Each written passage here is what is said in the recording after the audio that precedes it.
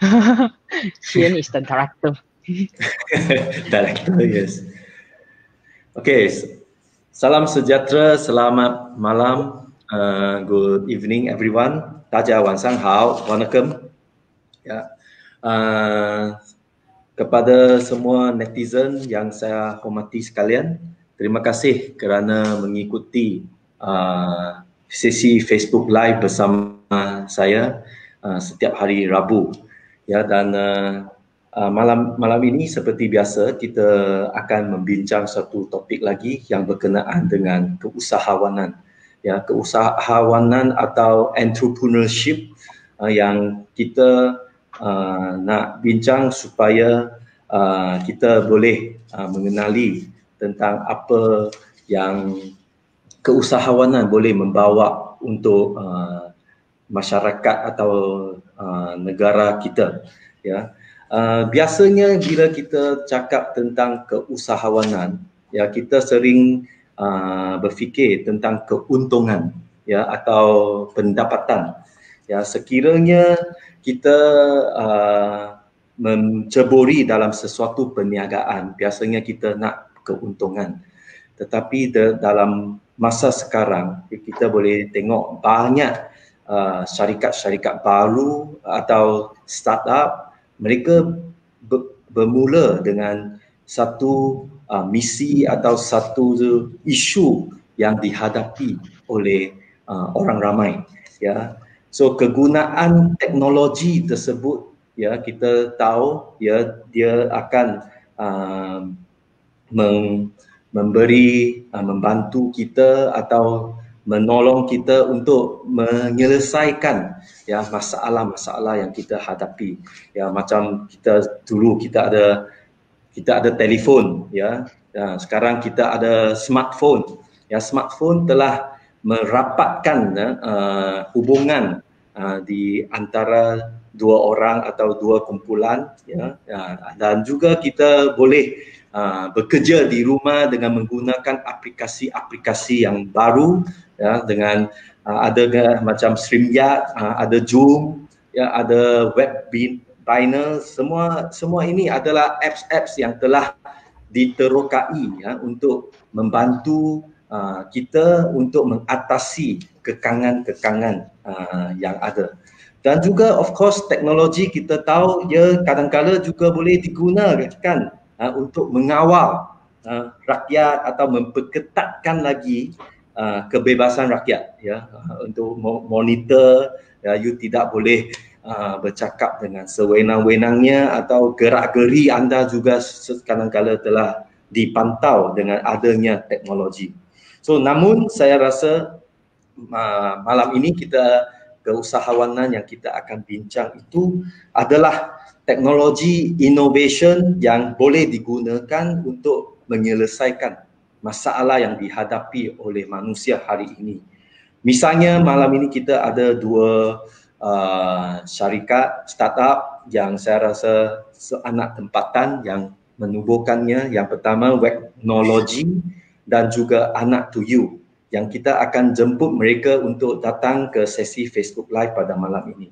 Mereka nanti kedua-dua tetamu khas kita akan berkongsi tentang bagaimana mereka menggunakan teknologi baru untuk menangani masalah-masalah yang dihadapi oleh orang ramai. Ya, so di samping berusaha dalam pembangunan keusahawanan mereka, ya, mereka juga berjuang untuk memastikan pembangunan yang mampan dan juga lestari, ya, serta prihatin terhadap orang ramai untuk membawa kebaikan kepada rakyat. Ya, so ini adalah satu cabaran yang besar. Ya, so malam ini kita akan mendengarlah cerita daripada mereka.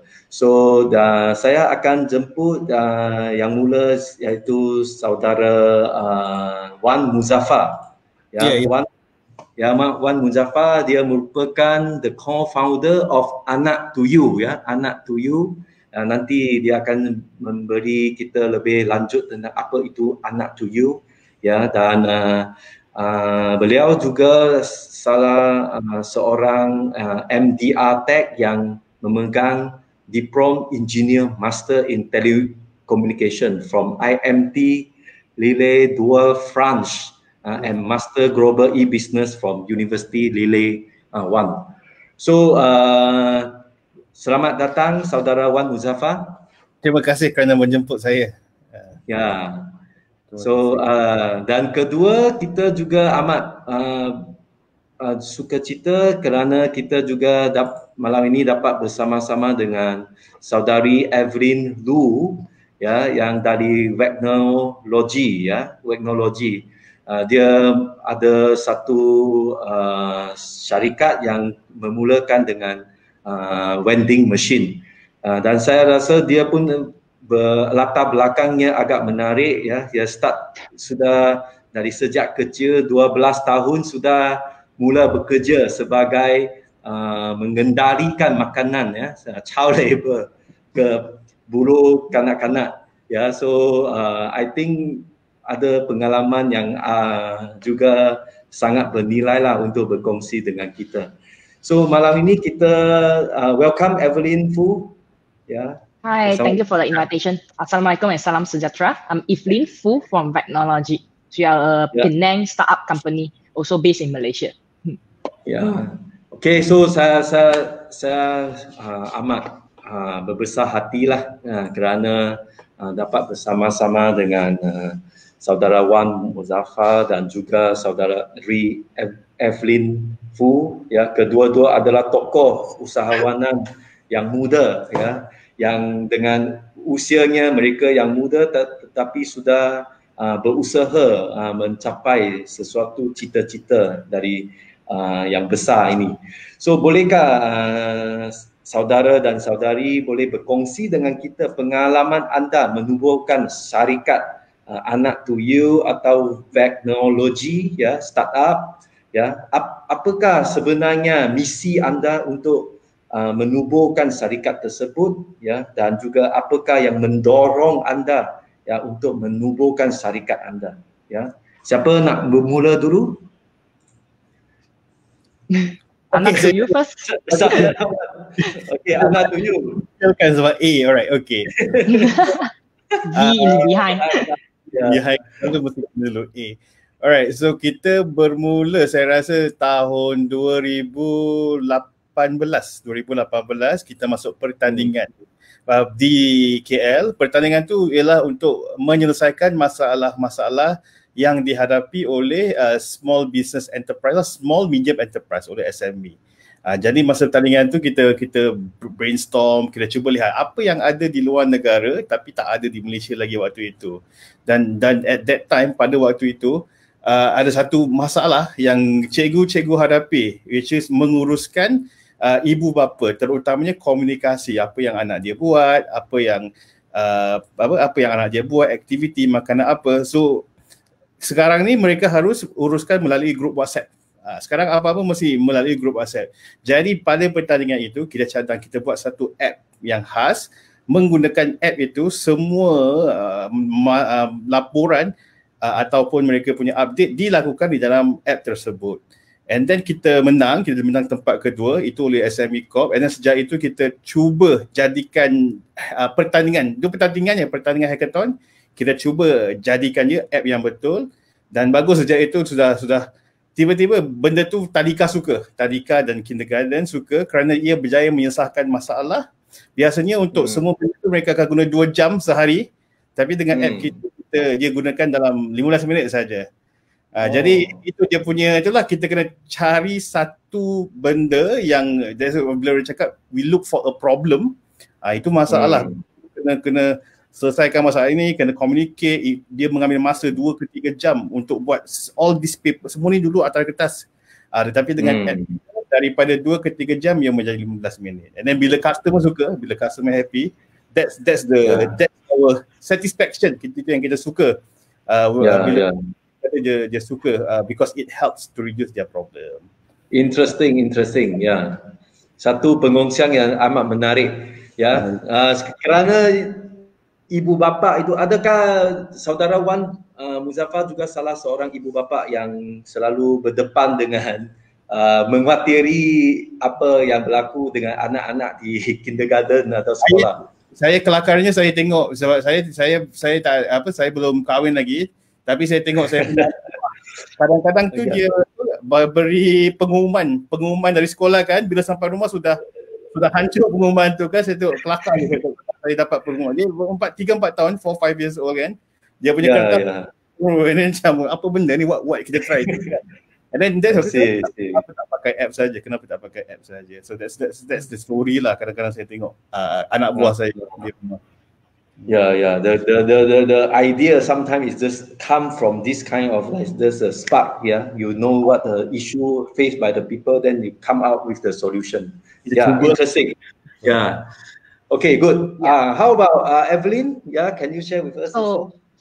Actually, startup, when you establish a startup, you need to come with a solution to solve a particular problem. So just like just now Saudara mentioned, he actually solving a problem. So Vecnology, the original idea to start Vecnology is quite funny. So every time I talk about this story, I also feel quite easy and funny. So one day, me and my co-founder is feel hungry in our university. So back to 2015. So that time we've come up with one idea, why the canteen is not open, and why there is no canteen operate after 5 p.m. or before 8 a.m. We need to go for exam at 8, so we need to go for 7:30.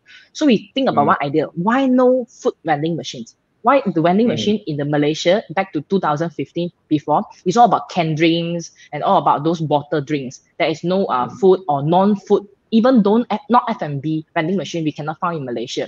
So that time, we started the first idea, which is we want to solve the university student hunger problem. So we started the vending machine business.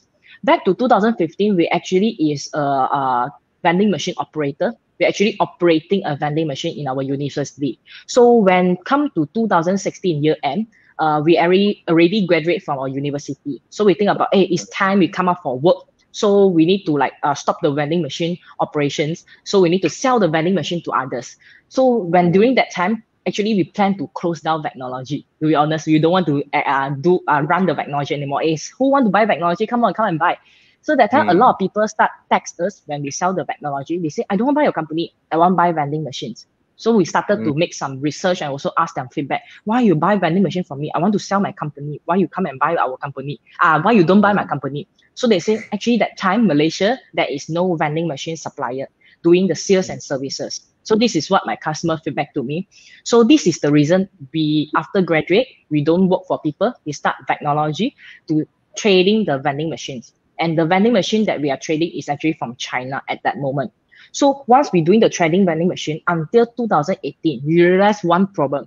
If we keep trading the vending machine, it's actually import from China and sell in Malaysia. It's import more than export. In the macro economy, that is actually not growing our GDP.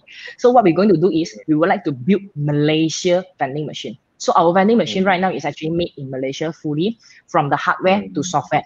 So what we are focusing and what our mission doing is actually we would like to target in the Southeast Asia with the Malaysian-made vending machines. So people might be asked, a lot of people will curious us and also ask some questions, are you capable to build a vending machine, especially you are a girl, a woman? Are you really capable to run a tech startup and everything? Actually, to be honest, nothing is impossible. So you can't do it yourself. You actually need to do it with your team. So that's why actually behind you can see the TV. It's all about my team member. What we're doing is a young startup. All my staff is actually 20 to 27 years old. All of us have a very big mission. We actually want to do a very it's very good quality and also affordable vending machine, which is fully Malaysian made. So we are actually proud of Malaysian startup to build a Malaysia product actually. Okay. Very, very good. Yeah, very interesting. Yeah, so saudari Evelyn Foo yang telah ini saya rasa ini buatan Malaysia ini, negara kerajaan perlu memberi garakan lebih untuk mempromosi produk-produk yang membanggakan kita semua. Ya, dan I rasa apa yang telah dikongsikan oleh kedua-dua saudara Wan dan juga Muzaffar dan juga saudari Evelyn Foo tadi, ada satu benda yang sama, iaitu kedua-dua mereka anda telah berdepan dengan satu masalah, satu isu, ya. Satu adalah ibu bapa facing the problem. Evelyn cannot find something to eat, ya, after the office hour or what in the university. So it spark an idea, then you want to solve the issue, ya. So kita semua sedia maklumlah, ini idea ini memang ada ramai orang ada banyak idea, tapi kenapa idea anda boleh berjaya dan juga boleh menjadi sehingga satu syarikat yang dapat berdaya tahan, berdaya maju, ya, boleh berkongsi dengan kita, what is your success story, ya, kenapa, how actually you can develop from the idea to become a real setup, a real company that can run and even can hire a lot of young people to work. Ya, so boleh berkongsi dengan kita tentang perkara ini. Okay, kalau tadi kita bermula dengan masalah, alright, kita ada masalah, dari masalah kita ada idea. So bila ada masalah dengan idea, the next thing that we do is kita kena cari customer. So masalah, customer. So bila kita ada masalah, kita ada benda yang kita rasa mungkin ini dapat menyelesaikan masalah tersebut.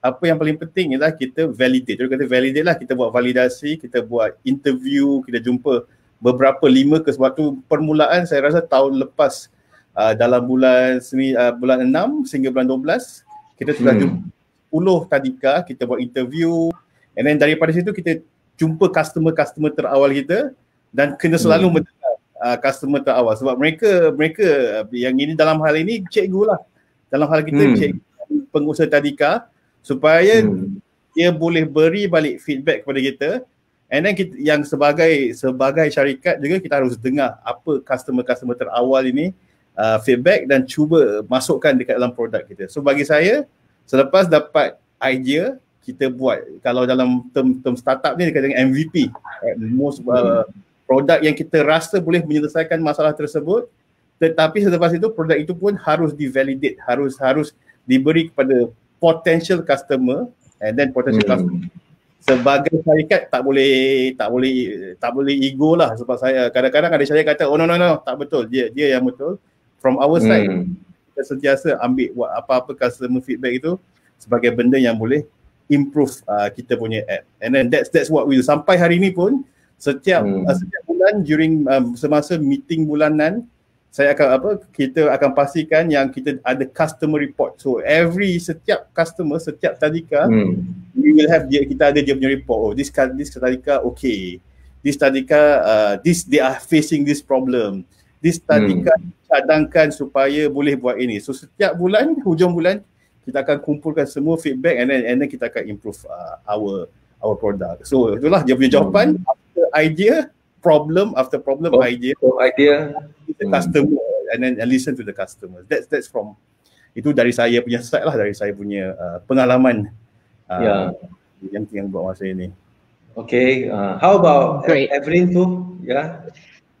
Okay, sure, about the success story. Actually, for us, we have two sides of success story. One is our customer success story. It's also our success story, and also our own success story. So of course, our own success story is as a startup, we join a lot of program and competitions. So we actually shortlisted in the South Korea, where is the top 60 startup in the South Korea about the technology and also the business model. It's called KSGC. So Malaysia actually only 2 startup been selected for these competitions, for the final competitions. And also last year we joined about Malaysia Global Innovation and Creativity Center, and we also shortlisted at the top 30 in the Global Accelerator Program. So this is just a side of technology success story. But for us, the things that we most happy is how our customer can success. So last time when we have the technology idea, because we are hungry, that's why we want to solve the hungry problem. So that's why we start a vending machine there to provide convenience.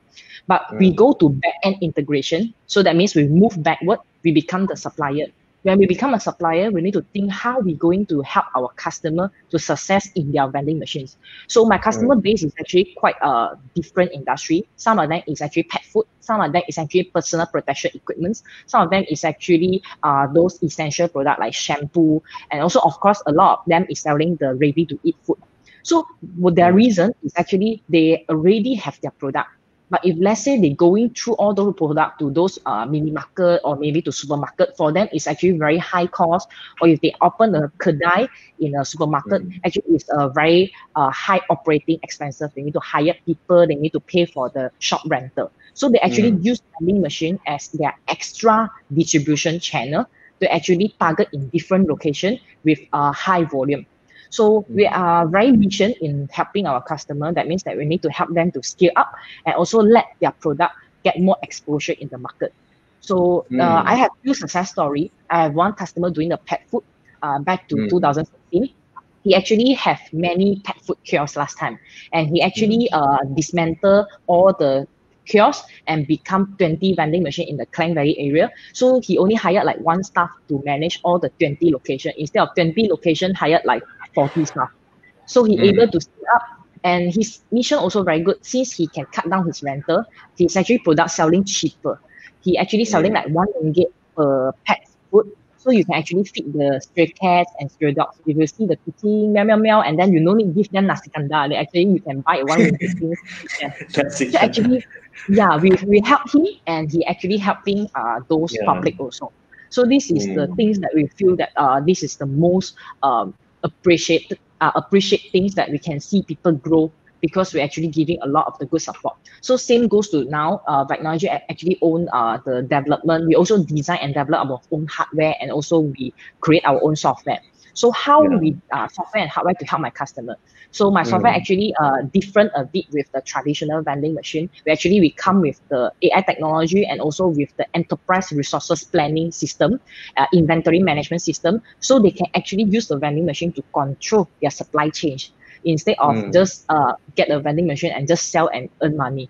So as well as we are focusing in the cashless payment system, so they actually can reduce the risk and also the time to collect all the cash and coin.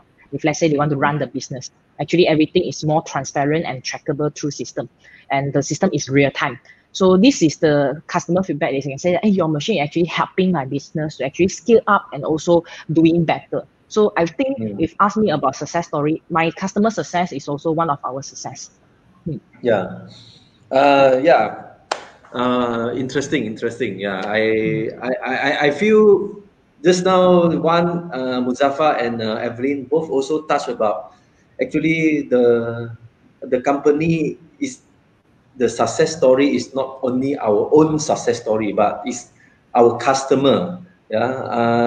Pelanggan kita, kepuasan atau kejayaan pelanggan itu atau masalah yang dihadapi oleh pelanggan itu dapat diatasi, maka itu adalah satu kejayaan.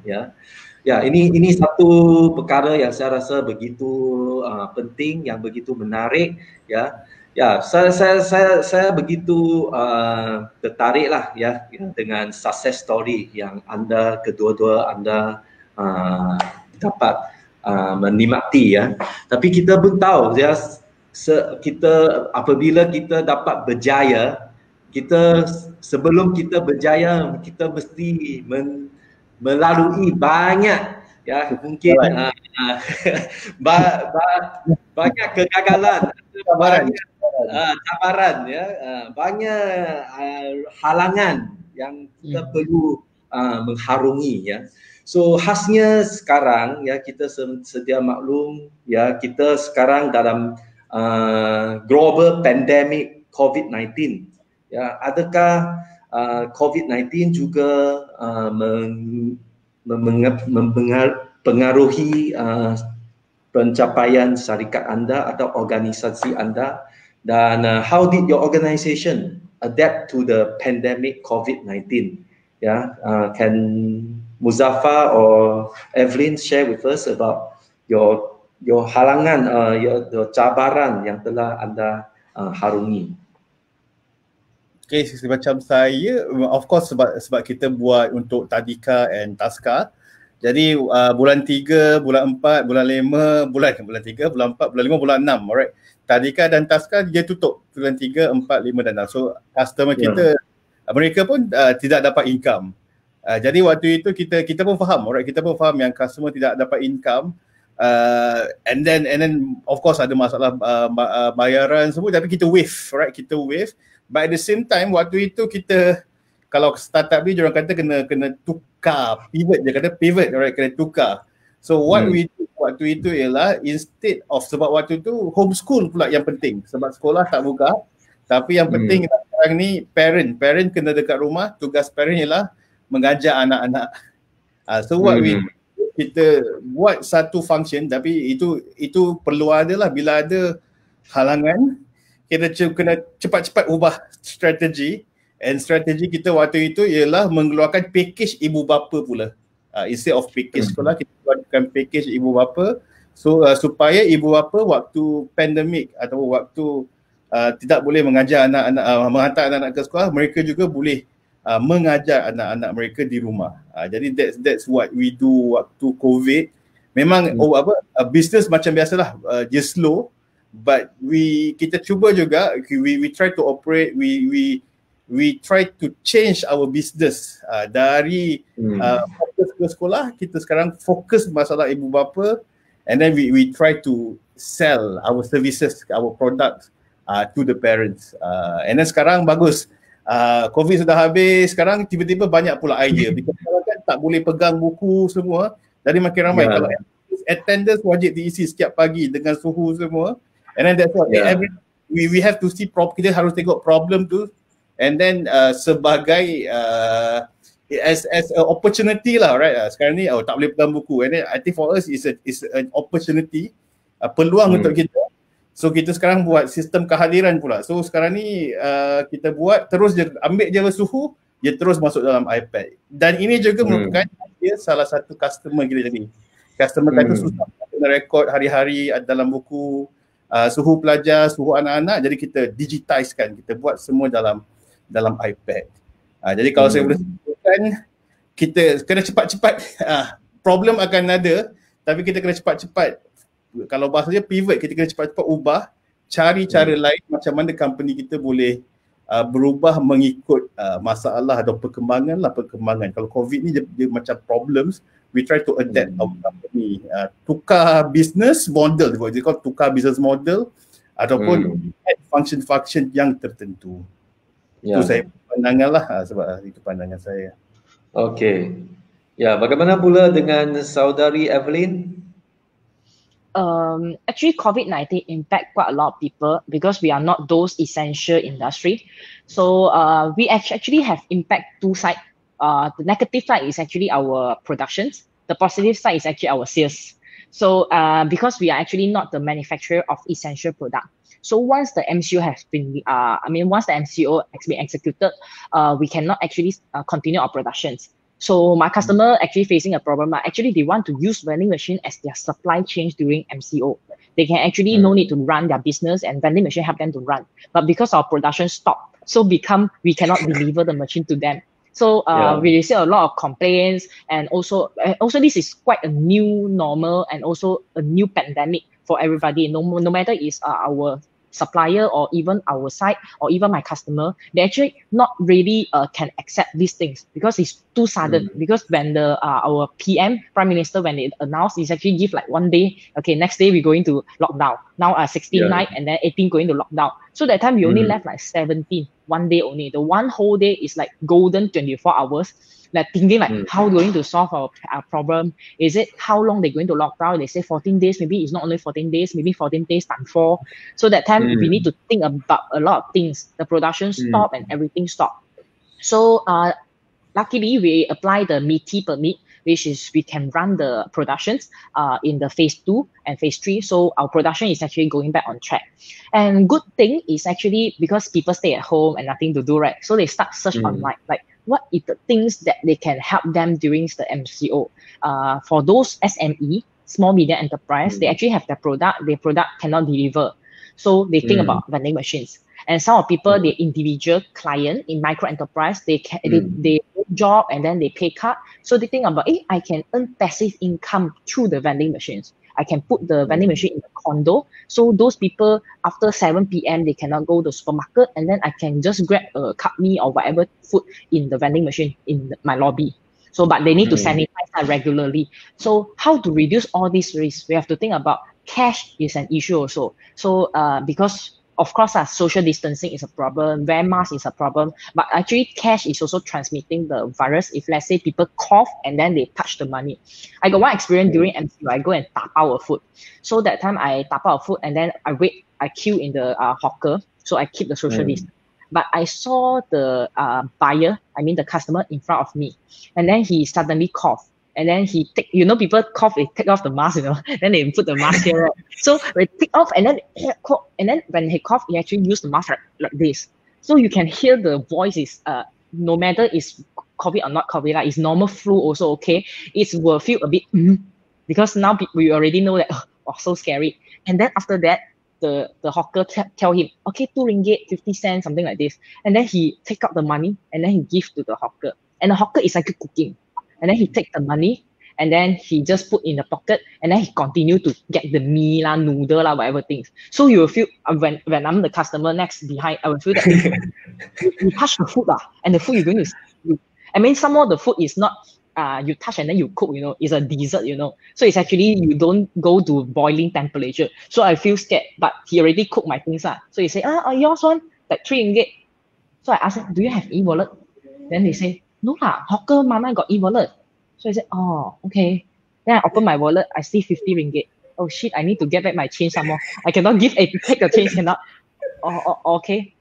At the end, I still give 50 ringgit. Of course, I got wash my hand, I got sanitized and everything. I got bath after I go home. But to be honest, this is one thing that new norm is actually practicing cashless. That's why the government is actually pushing e-Penjana. They're giving the 50 ringgit for all the rakyat because they want to pushing towards the cashless society. And also they want to push towards the social distancing, wear masks and everything. So all this is new norm. And wear masks become a new norm, social distancing become a new norm, cashless become new norm, and this combined together actually benefit our industry. That's why we receive a lot of calls and inquiries when my staff work from home, because people start thinking, if your machine is cashless, then your machine is actually no manpower to handle. I don't need to worry about, my worker cannot come to work or whatever things. And the third thing is actually you can sell masks through vending machine. So that actually a lot of inquiries start to call us and also ask about these things. But most of them is actually just an idea to want to start. So as a startup, what I want to encourage for all the people who want to run their small business or run their little startup or whatever things, one thing I want to tell to all the little junior, thinking of your idea is forever will be an idea. Idea is actually not value, because idea is just idea. The value thing is when you execute your idea, because your idea, if you don't execute forever, it will become only the idea. It might be executed by others, it might be actually stolen by others. But if you execute it, then you earn not only the idea, you actually earn the experience, you actually earn the pengalaman, you actually know a lot of things, you will go through a lot of obstacles. Even COVID-19 is actually a difficulty for every businessman, but this is the very value things, because you won't actually face COVID-19 every year. So actually this is a very, very valuable experience that you can actually learn from that. So for me, it's quite a difficult things when we want to go through, because that time we having bad debt and customer not paying us and all that. It's actually happen in every industry. But a good thing is my team actually become more engaging.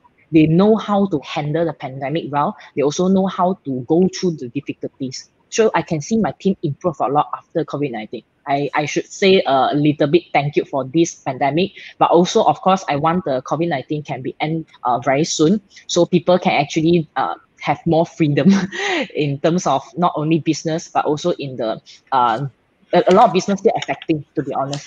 So I hope that COVID-19 can be solving, vaccine can coming soon. So everybody business can going back on track. Yeah, it's like a silver lining in this pandemic 19. Yeah, at least we see Evelyn, and also for technology, and also Anak to you.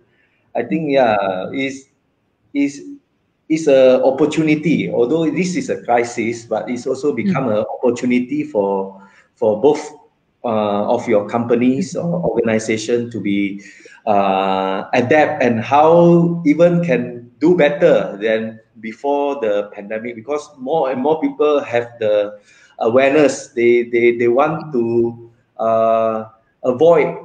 They want to also practice the new normal, or the next normal, At least they want to use e-wallet, cashless society. They start to learn how to keep social distancing. All this, I think it takes time, but I think it's also very much depends on how fast both your organization can adapt into this crisis and pandemic. Just now, Muzaffar, you want to say something, right? Sorry, saya rasa Evelyn cakap betul. Sekarang untuk kita pandemik ni ialah waktu terbaik untuk digitalization. Waktu terbaik untuk digitalisasi. Macam saya buka saya sehari-hari saya order Foodpanda kan. Kalau kita pandemik, Foodpanda restoran dekat kawasan saya, dekat saya 10-15. Hari-hari kita ulang restoran yang sama. Tetapi lepas pandemik, restoran tu sudah tempat saya je 40-50 restoran. So restoran tak kisahlah SME ataupun orang-orang di sana, ini waktu terbaik. Gunakan semua platform-platform digital yang ada. Foodpanda, GrabFood, Delivery Aid, dekat Bangi kita ada Holo delivery and everything. Gunakan sebaik mungkin. Wallet pun sama juga. And then untuk tadika, of course untuk tadika sekarang ni, kalau guna buku or anything, ini waktu terbaik untuk digitalisasikan syarikat ataupun bisnes anda. And then of course banyak syarikat kecil yang boleh membantu anda dalam proses digitalisasi ini. Digital economy, I think, is another sector that I think the country also look into that lah. Correct. Tapi when the COVID-19 is jalan mati, actually it also become another jalan lah, one more jalan for some of the industry. So see how we going to innovate. So that's also the important of a startup. We need to innovate no matter in what kind of circumstances. I think our discussion is very very inspiring for me, for me as well, because I feel that a lot of people feel very disappointed or blaming, now we cannot do anything lah, it's a pandemic, COVID-19, we cannot go out, everybody only can stay at home. But actually there are still a lot of things that can be done. Like for example, there's just now anak to you technology. Both of you also, we have to try to overcome, get through this kind of challenge. And we know that it's bukan senang, it's not simple or easy to really to make a business can survive or sustain, sustainable. So saya juga nak dengar lah tentang pengalaman anda, berapa lama anda, perniagaan anda mampu bertahan, katakanlah, sebab tadi Evelyn pun ada kata, nampaknya walaupun COVID-19 ini seolah-olah macam kes sudah terkawal, tapi belum lagi vaksin itu ditemui, maka risiko itu masih ada.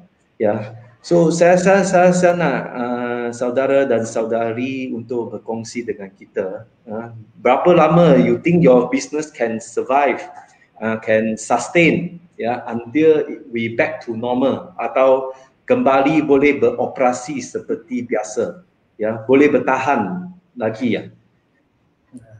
Kalau saya rasa boleh. Alright, kalau saya rasa adalah. Saya mau cakap berapa lama pun nanti saya jinxkan company saya. Tetapi itu dalam kepala saya, because kita boleh bertahan dengan syarat kita cari customer. Kita cari customer sebanyak mungkin, dan harap-harap COVID ni membantu pengusaha-pengusaha tadika, taska, ibu bapa sedar betapa pentingnya proses digitalisasi tersebut. So saya harap saya sekurang-kurangnya dapat bertahan setahun mungkin 2 tahun, mungkin saya harap dia dapat bertahan. Jangan lama sangatlah, kita pun tak nak COVID tu sampai setahun 2 tahun. Tapi saya harap kita dapat itu. But of course kalau lama macam saya cakap, dia kena adapt. COVID kena adapt, kena pivot, kena tukar strategi and everything. And then salah satu benda yang saya buat sekarang ni is teaching lah, right? Teaching, training, digital training, ajar pengusaha-pengusaha taska macam mana nak buat website, macam mana nak buat that's some of cara-cara lain untuk pastikan yang bisnes ni sentiasa berjalan. Sekiranya masalah ni masih lagi berpanjangan lah. Itu saya harap dia tak sampai 2 tahun lah, sampai setahun 2 tahun tu should be fine. Tapi of course pada masa yang sama sebagai pengusaha, as a co-founder, kita mesti our job, that's our job. Our job is semua orang dapat gaji, cukup bulan semua orang dapat, orang boleh makan, semua orang boleh kita tak ada gaji, tak apa, right? Kita tak ada gaji tak apa, yang penting semua orang ada gaji. Kita buat sebanyak mungkin lah, try to pivot, try to do this, ajar orang. I think ada juga sekarang tadika taska yang berminat buat website semua. That's hopefully it will not be 1 year 2 years lah, but kita pivot. Ya, Saudara Muzaffar, boleh bagi tahu kita berapa ramai kaki tangan atau pekerja yang ada di bawah Anak to You? Saya malu nak cakap, kami saya sebenarnya startup. Malu nak cakap because we are startup. Dalam dia tak ramai, dia kurang 10 orang.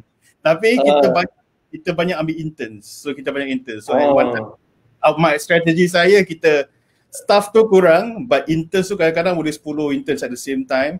And then dekat interns tu kita bagi projects and everything. So that's why. So kita tak ramai kaki tangan, but interns kita ramai.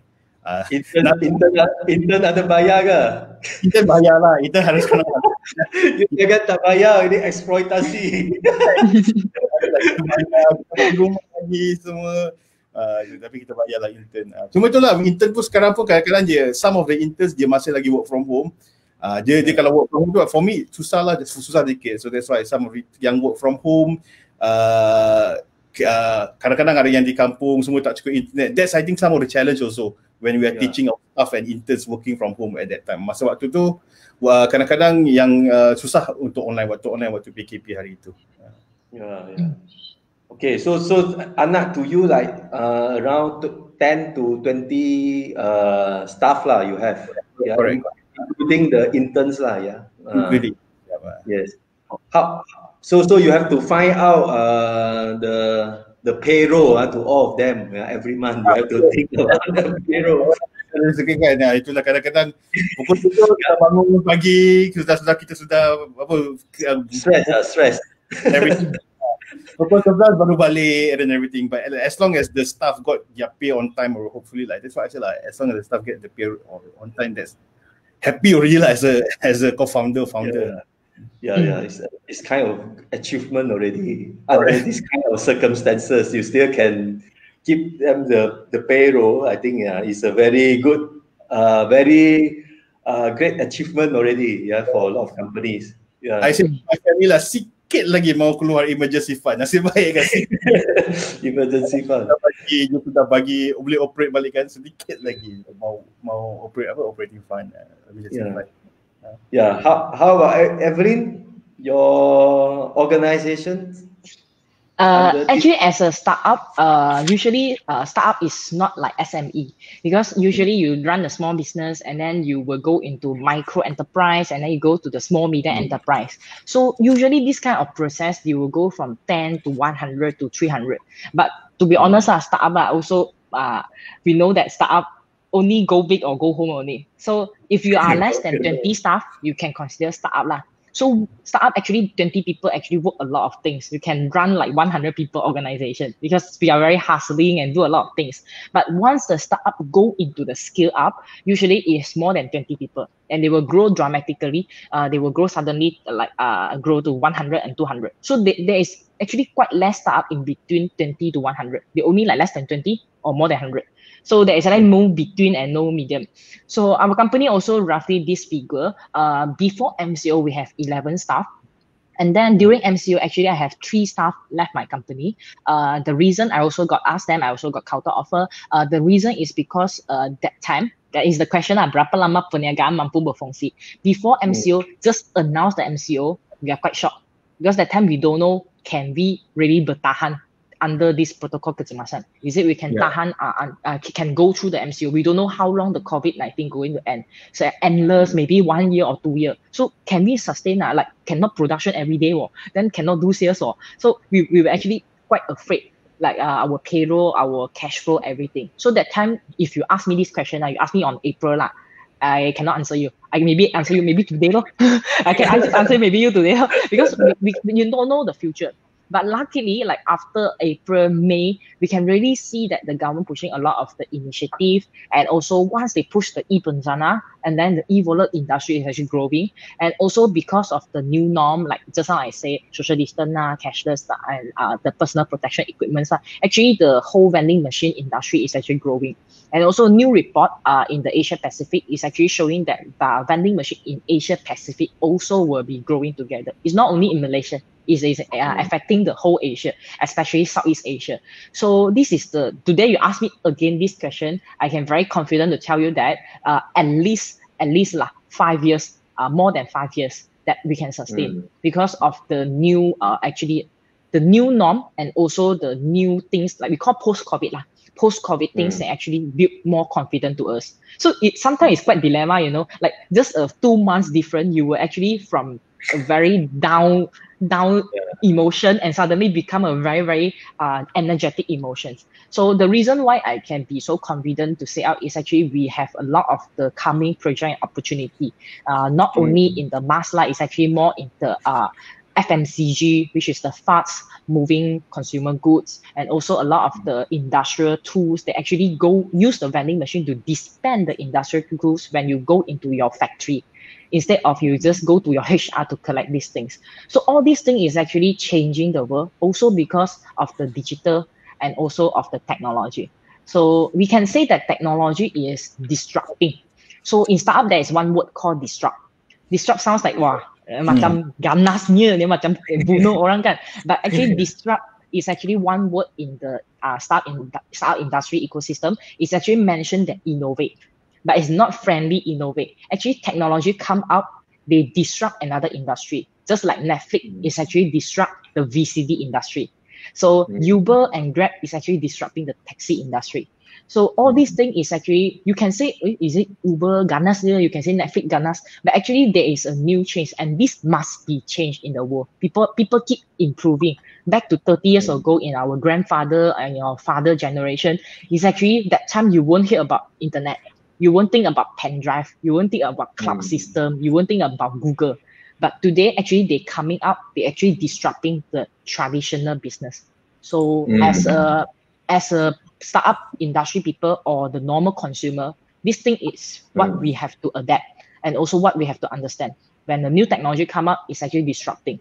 So Anak, to you actually also disrupting, because to be honest, when he come out these things, actually a lot of people might be losing job because they say that now more convenient so they no need hire so many teacher, or maybe they no need go through so many process, they no need hire so many clerk to do all these things. So actually also disrupting. So you will say, Ghana dia macam they lost the job opportunity. But actually when new technology come up, it create more opportunity. They just transform. Last time you got the Beca people, right? Beca, they actually riding the Beca, and then they fetch you to the school. Last time you won't, maybe we don't have car, maybe we don't have Uber, taxi. They use Beca to fetch those kindergarten or primary school people to go to their school. But now actually they already changed. Are we disrupting the Beca? Yes. But are we actually improving? Yes, also. So same like the vending machine. Actually, the offline retailing, they're having a lot of problem in scale up their business, and also running a lot of the manpower issue, HR issue, like routine turnover. They always have many turnover issue. People resign and don't want to do off this job. Actually, vending machine also help them. So vending machine sounds like disrupting the offline industry. But actually, we are helping the offline industry to scale up in a better way. So like what is the direction now we should see lah. But to be honest, in this 2020 generation, we have to twin our mind to more digitalized and also more technology based. I think both of you also just now we talk about one thing is a disruption. When we talk about startup disruption, of course, a lot of the usual one or the yang seperti yang tradisional, cara perniagaan yang tradisional, semua ini akan mengalami satu cabaran atau satu pergantian yang diambil alih oleh startup seperti yang vendor machine dan juga anak tuyu lah. Ya, so kita tahu ini adalah orang muda. I think both of you are orang muda. Orang muda memang ada kecenderungan untuk mencabar establishment atau yang conventional ways of running business. So semua ini saya rasa ini penting semangat yang nak membawa perubahan atau semangat yang nak memperjuangkan sesuatu yang baik untuk orang ramai, bukan sekadar baik, yang paling baik untuk masyarakat. I think this value is a very crucial and important for startup. So saya juga naklah tadi dua-dua saudara Muzaffar dan saudari Evelyn juga ada berkongsi dengan kita tentang syarikat anda atau organisasi anda. So bagaimana anda merancang langkah yang seterusnya? Tadi Evelyn mungkin sudah ada lah, dia kata boleh 5 tahun, dia yakin 5 tahun, the future 5 years, I very confident. Tapi bagi saudara Muzaffar, langkah yang seterusnya untuk anda pada masa hadapan yang tidak begitu menentu, dan juga apakah ciri-ciri yang ada pada syarikat anda atau organisasi anda berbeza dengan syarikat lain yang membolehkan anda terus maju dalam bidang yang anda ceburi tadi. So what's next? So sekarang ni kan macam app anak tuyu tu kan, bila when we first masa mula-mula sekali kita rancang dia untuk komunikasi ibu bapa dan guru, alright. Tapi lama kelamaan kita tambah features.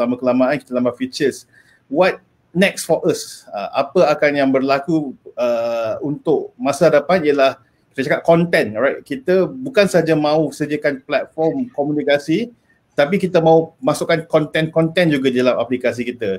Contohnya bahan membaca, bahan digital, video untuk kanak-kanak supaya guru boleh gunakan di dalam kelas, dan ibu bapa juga boleh lakukan di rumah sekiranya masa depan ni kita tak tentukan, mungkin kena lockdown balik. So whenever it happens, dia boleh benefit with the contents, benda-benda yang ada dalam app. Kita boleh ibu bapa boleh guna dan guru boleh guna. Contohnya baru-baru ini kita ada lancarkan this one app, masa MCO pun betul-betul kita push. App itu namanya Mari Membaca Anak Tuyu. Mari Membaca Anak Tuyu untuk ibu bapa mengajar anak-anak membaca ABC dan ajar bahasa Melayu lah. Kalau you perasan dekat App Store ni banyak app, especially yang luar negara, banyak yang ajar English, banyak yang ajar mathematics, but content yang paling kurang, actually ada 2 content. Tadika semua feedback dekat kita. The first, yang kurang ialah bahasa Melayu. Yang kedua ialah untuk mengajar Mandarin but for Malays.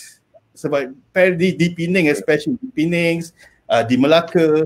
Saya pun terperanjat sebab kita di Selangor kurang, but when we go, bila saya pergi Penang, bila saya pergi ke Melaka, ada Tadika tu Malay owners, di Kedah juga ada, di Kulim area. is Malay owner, tapi yang belajar tu orang Melayu juga, tapi mereka sudah mau belajar bahasa Mandarin. So itu yang penting bagi saya untuk app saya tu, untuk masa depan yang penting lah kita perlu bina content lah. So kalau tu tadi kita cakap Netflix kan, hopefully it's going to be Netflix for kids untuk dia ajar. Benda-benda yang masih kurang, especially bahasa. Kalau ni kita bahasa lah, tapi bila saya cakap bahasa kan, sebab tu saya kalau cakap saya suka cakap bahasa, saya tak suka cakap bahasa Melayu atau bahasa Malaysia. Saya cakap bahasa because bahasa is the sixth most used language in the world. Bahasa ni ramai orang cakap dari bahasa Portugese or something, because bahasa is Malaysia, Indonesia, Brunei, Singapore, all this semua ni cakap bila kita bahasa ia digunakan oleh negara-negara itu. Then this is the result korang. Bila saya buka app Bahari Berbaca tu, saya tengok 20-30% orang Indonesia download the app. 70-60% is from Malaysia, but 20-30% is from Indonesia juga. So that's why the next for us is to build the content within the app. So bukan saja kita yang boleh guna, malah for example, I think if we build especially the Chinese for Malay orang-orang Melayu yang mau mengajar Chinese, it's not only can be used in our country, tapi di Indonesia or something they will be interested as well. And then Indonesia tu sebenarnya market dia besar. Tadi pagi pun saya pergi event di Magic, banyaklah company yang di unicorn yang berasal di sana, and hopefully hopefully ada company unicorn 1 billion and above revenue from Malaysia. Wow, yeah. I look forward to that also. Hopefully, hope Ana, to you and technology can become the unicorn among the startup in Malaysia and in the world. When other startup listen to this live stream, you will say, you're not fair. Bermula di Malaysia. Ya, bermula di Malaysia. Bertapak di Malaysia tapi menuju ke seluruh dunia. Yeah. Okay, so how about what's next for technology? If this question you ask in my company, I will ask my CEO to answer you. The main reason is he is actually our strategy planner in our company, and he always lead our team to the right direction. So to be honest, if you want to compare actually to merancang the langkah if one compare I lose to him to be honest. So if let's say this question I suddenly want to ask, can you help me? I want to call him already. But of course, this question is to throw towards me on this live talk, so I have to answer. So to be honest, every industry will also get impacted, no matter with whatever pandemics. So if you are controlling and also managing your industry, you need to think that what is the uncertainty space. Like this is uncertainty space. Is your industry actually step into this space? So if let's say you already satu kaki di dalam ini uncertainty, so how we going to do better? Like maybe we pull out our leg, or maybe we just we use this opportunity to actually serve the uncertainty market. Actually, no people want to serve the uncertainty market. They're actually going to serve the potential market. Actually, this is the market because nobody want to serve. So actually, a lot of things in business is actually very dynamic and flexible. Just want to think that how you going to plan with your existing industry to serve the market in a better way and also innovative way. So just like my sharing just now, I can say that I thought my industry want to die already, but actually there is a new opportunity there. So this opportunity not only we foresee, actually the market gives us the feedback. So if let's say any SME or small business owner that actually listening to this live talk, what I can tell you in my advice is you should actually make a planning in terms of your financial, how long is a runway, how you can sustain without people helping you, without the government, without the bank, without any investor. So how long is your runway? After you calculate your runway and you can see, okay, this is my runway. So using this particular short runway to plan your things actually can make you impact after this runway. So there is a lot of things because different industry, they have different strategy, they have different innovative. I see very good things during MCO. A lot of people they doing hawker or restaurant. When they start to close down the restaurant, they feel panic, right? Oh, no business. macam mana saya itu economy rice tak ada orang makan oh, saya tak boleh jual itu mie goreng oh. So this time they actually convert and pivot their business into the online business or actually doing the food delivery. So actually they're doing better than last time, because last time when they host a restaurant or a store, they only serve the market within them. They serve into the market, nearby neighborhood, or his only existing customer, loyalty customer. But when he do food delivery, it's actually serving more than original his market. So this is also a new things lah. They should actually, they never think about that. But actually, if you don't execute, you just think and say, I don't know, I no business, I sit at home and then cry and then complain every day. Then you will forever at that stage. So rancang langkah is very important lah. So you need to come, if you have a co-founder, you have your team member, utilize their brain. Don't just sit there and complain and cry. You can actually utilize your staff, utilize your colleague actually to think what's the next step, brainstorm. So during MCO, we work from home that time, the phase 1 and phase 2. Actually, we always have weekly meeting through the Google Meet, through the video call, and my whole team actually brainstorm how we're going to go through this pandemic. What we should do? Marketing should do what? Sales to do what? Operation, let's say we cannot run the operation, what we can do in order to help the whole company. So this is a lot of things that you can plan with your team. Yeah, interesting. Yeah. So just the side question yeah. Your vending machine can put like char kway teow, prawn mee, all this can put in vending machine. Can or not? There is a lot of vending machine in the market. You can see people use vending machine sell car. They can actually sell ramen, sell orange juice, and also sell pizza. But because we are made in Malaysia and we are not that Japan level yet, so we actually can dispense a packaged product. So the product need to come with package. You can sell mask, you can sell spanner, but everything need to come with a package. So without a package, we cannot dispense nicely, and also we might have mistake lah. So if let's say you want to sell a chubby food and everything, yes, you can actually pack with a packaging container lah, or those like newspaper. You can actually wrap like this. But another things to concern: how long is your shelf life? If your shelf life is just like 2 hours, 3 hours, do you need to replenish regularly? If your shelf life like cold press juice, just one day, so the next day you might need to throw all your unsell item. So this is all the things to consider. Shelf life is quite important. So that's why a lot of people start to ask about the frozen vending machines, microwave vending machine. Yeah, because they think that the shelf life is longer. And during this period, actually, I received quite a Malaysia brand, very good brand. I cannot mention their name. They actually got their own ready-to-eat food, but not in frozen temperature. It's just normal room temperature. And they can store up to 1 year. Then you might imagine, is it a lot of preservative? But the using of technology is no preservative at all. They actually use quite a special packaging, like astronaut. If let's say the astronaut, they want to fly to the Mars, right? Then they will have a certain packaging of product. Now that kind of technology, but I'm not sure because I'm not in the food industry. So they have the food testing and also food packaging technology can actually help to store the food in a room temperature and with a longer shelf life. So they also think about vending machine. They call retort technology, I think. Retort. The food they can keep for 1 month. 1 year. Yeah, not 1 month, 1 year. I quite inspired when I listen to this. Can eat meh? Can preservative or not? Okay. Di France dulu saya selalulah setahun punya Brahim dulu pakai Brahim kan, all the packaging the Brahim, and then the one that they make kapal terbang punya food, right? Brahim lah, you buy Brahim, is dalam plastik semua, you makan setahun saya boleh pakai simpan bila saya pergi.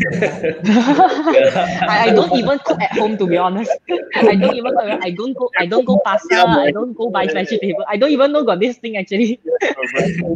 That's why Brahim, if you travel, bring Brahim lah everywhere. It's quite nice. So okay, we almost come to the end. Saya rasa malam ini kita sangat berhasil lah perbincangan kita dengan saudara Muzaffar dan saudari Evelyn.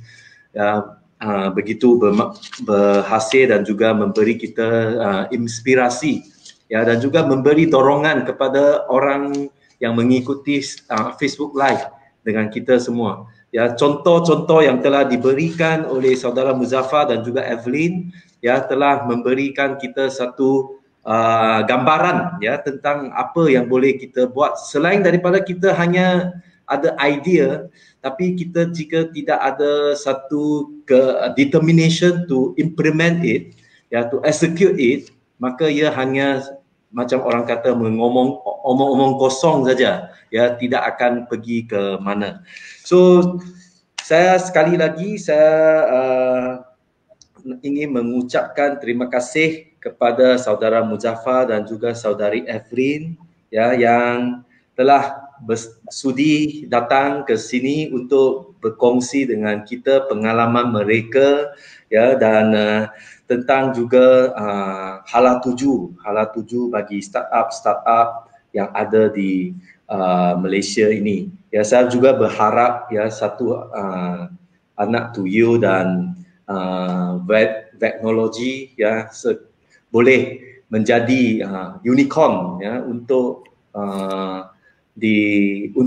unicorn untuk startup di Malaysia dan juga boleh menjadi satu role model kepada orang lain ya. Kita bukan sekadar selalu cakap ada Grab saja, tapi mungkin kita ada teknologi, ada anak tuju yang boleh dijadikan satu produk yang dibanggakan oleh semua rakyat Malaysia ya dan diguna oleh semua rakyat Malaysia untuk mempertingkatkan mutu hidup atau kualiti hidup mereka ya. So inilah tujuannya kita mengapa ada startup atau the disruptive action ya yang telah dijalankan oleh kedua-dua tokoh usahawan pada malam ini. So thank you Evelyn dan juga Muzaffar. Keep in touch. We will see you in the near future. Let's see. I also wish you both of you all the best. And have a wonderful holiday tomorrow. So tomorrow is Awal Muharram.